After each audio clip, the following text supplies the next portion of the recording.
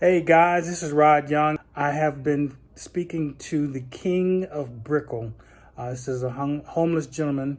His video was so long, he dropped so much knowledge that I actually had to break it down into two parts. And I've already posted the first part. This second part, he talks about love, God, relationships, how to stay warm, you know, a lot of different things. And I just hope you guys can just kind of take a listen to what he has to say and try to look at it through unbiased lenses. That's the easiest way and the purest way to understand what he's saying. Here we go. Hey guys, this is Rod Young. I've been in Miami for the last almost 2 weeks. There's a bench, usually at night, there's a bench there, and there's a homeless guy that's usually, you know, in a chair right here. They say, King, what are you doing in Miami? I had to turn around and ask him, how did you know I was in Miami? Because when I go somewhere, it ain't none of your, it ain't for me to broadcast. Right. Wow. Right, and then he showed me the picture. He said they throwing the movie in Miami, and he zeroed you in. He took the picture and he showed it. He showed it to me. He showed it to me. He showed it to me. You understand what I'm saying?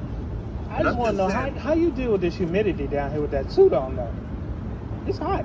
I wouldn't give a damn. It's a survival. I can't change clothes every day.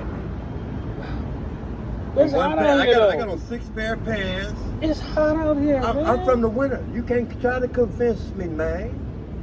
Do you know how long it takes for a pair of pants to get dirty? Do you know how easy it is to get another pair? I ain't got no time to play that game. So you, okay. And besides, I saw a poster of a black man who was beaten to death. And they tied his hands and his feet together and had his ass laying out there in the sun baking. Now compared, as long as I'm not laying out in the field like that baking, as long as I'm not dirty, I'm clean, I got enough stuff. I ain't got to go wash it for the next 3 months.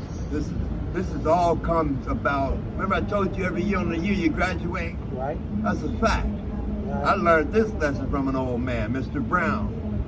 You know what I'm talking about? When you come out here on these streets, you don't need to carry no suitcases and luggage. Put everything you got on your back. Wow. Okay. You'd be ready for your heat waves. See, another thing like heat waves. A lot of wearing these clothes for the heat wave. See, that stops the sun from getting inside your body. Okay.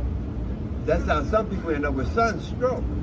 And then when my body get overheated, when the sun get in my body too much, it breaks out in these big ass bumps, heat bumps. Gotcha. Whereas I got to put Panama lotion on it. Okay. Right. Yeah, I've been there. And see, and when the heat get inside of you, you can't drink no cold glass of water and quench your thirst. You can't quench your thirst until that sun get out of you. So I found a way to get the sun out of you. Because I'm from a lot of places. It's hot. Yes. And the apartment was so burning up. What I did was close the bathroom door, turn on the cold water shower in the bathroom, and close the door for a little while to let the bathroom get cold, right? And it cooled off that room of the house, right? The rest of the house burning up because it ain't gonna go so far. Right. But then how to get the heat out of your body? Get you a glass of water, a cup of water. Sit back and you lean back, bring your head back, and let a little water go down the center of your head. Cool. You know, when it goes down, you're like, right? Yep. See, when you do that, you bringing the heat out of you. When you put that cold water down there, it's like, you bringing the heat out of you. Gotcha. Well, I'll tell you, but you look shaved. How you? I mean, what do you? See, you're asking. Come on. But I got it because you look good. Because I want something in life. But so don't ask me. Okay. How you be clean? How are you clean shaven? Yeah, because as long as you want something, as long as you see other people's conditions, you answer that question for yourself. Right. And I think you're right. And I think the issue is all these stereotypes that I see of homeless folks, and you don't fit none of it. Because you got to look at yourself. You got to compare yourself to them. Yes. That could be you. How goddamn bad you want to be out here? Yes, you're right. You're right. And them guys don't know shit about sandals. Everybody in sandals and shit. I had to tell them guys, it's like on a man's body, you got 3 heads. The one on your shoulders, the one between your legs, and your feet. Those 3 things must always be protected, set up, and ready to go. Gotcha.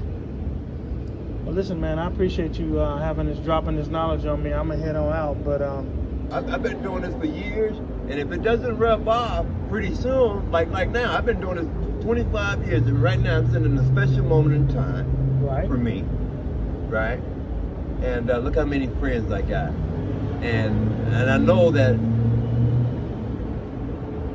it doesn't rub off on people that easily because of where they got to go back to live. It's called the atmosphere to the community. Okay. I've been living in commercial for many years. Even when my homelessness started, I started off living in a mansion. Had the biggest room at the whole place. I was raised with the gentlemen's. Okay. And it's like sometimes what you see whatever you see in the beginning, it takes work to get there. Right. But it pays off though, you understand what I'm saying? In time it pays off.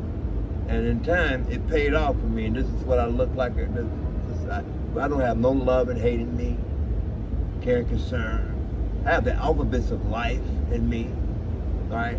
And then the code of conduct. See, they already know your first code of conduct. Mm-hmm. If they know what you're gonna say before you say it, or know what you're gonna do before you do it, that's your code of conduct. And nobody's supposed to know what you're gonna say before you say it. Ain't nobody supposed to know what you're gonna do before you do it.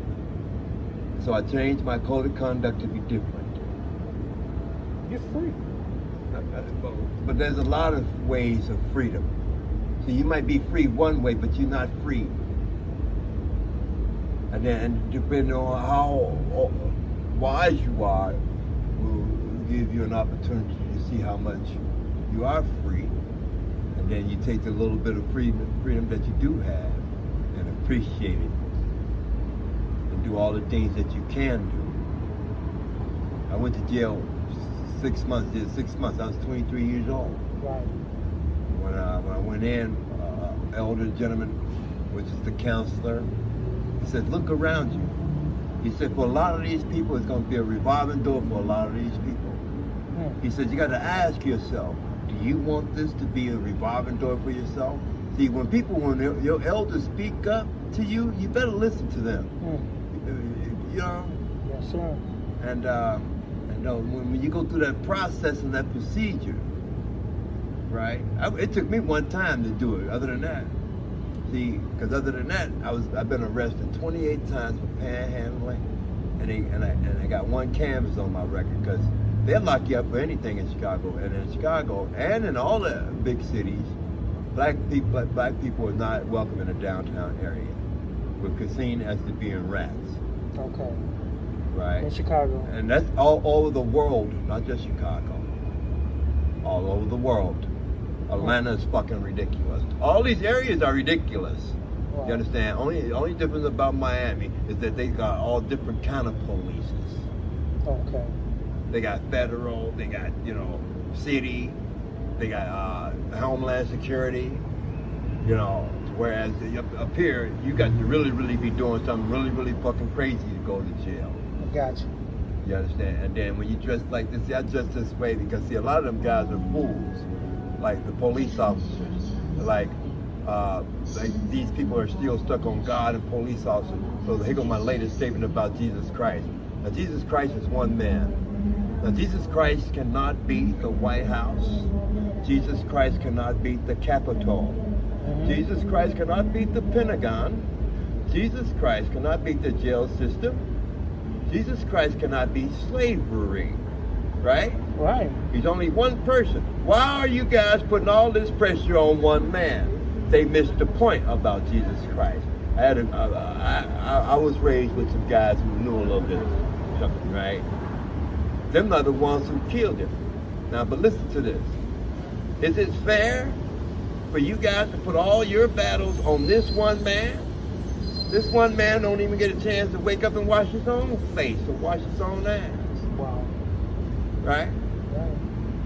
And none of the people that killed him in the first place. See, they missed him. point. You don't want all that pressure on you. Because some of these guys in some of these cities, man, they think I'm a God or a Lord. Them guys praises me. Them guys come down thinking that I have an impact. I can change their lives or anything. They misinterpret it. And I do not want people to misinterpret me. You understand? I am a person that was down on my last legs. I had to sleep. I had to sleep on snow. I had a gentleman told me once, he says, you are not responsible for the hand that you was dealt in life. He said, but all you have to do is play your hand out and you can still grow up to be a fine gentleman. I learned out what that meant during the wintertime. In the wintertime, it'd be so cold, people would get a brick, throw it in a bank building or some kind of important building, bust a window, and wait for the police to come so they can go to jail to get out of the cold. But the way I took it, and I see that's like throwing your hand in. But when you play your hand out, I came up with the imagination. I was like, well, if the Eskimos got to do it 12 months a year, hell, I can get through 6 months. Makes sense. And that's when I started putting on all these layers and things. Because if a shelter puts you out, you ain't got no damn where to go. You ain't got no family, no friends. You know what I'm talking about? Yep. Wow. And so you like when you in the winter, you know the last day of winter and know the first day of spring. You know what I'm talking about? Right. That's why I keep telling you, because we learned that. See, life is school. Not that shit they teach you in school. See, and then as long as you listen while you was growing up, because at first the statement said that what you don't know won't hurt you. Right. Then that statement changed.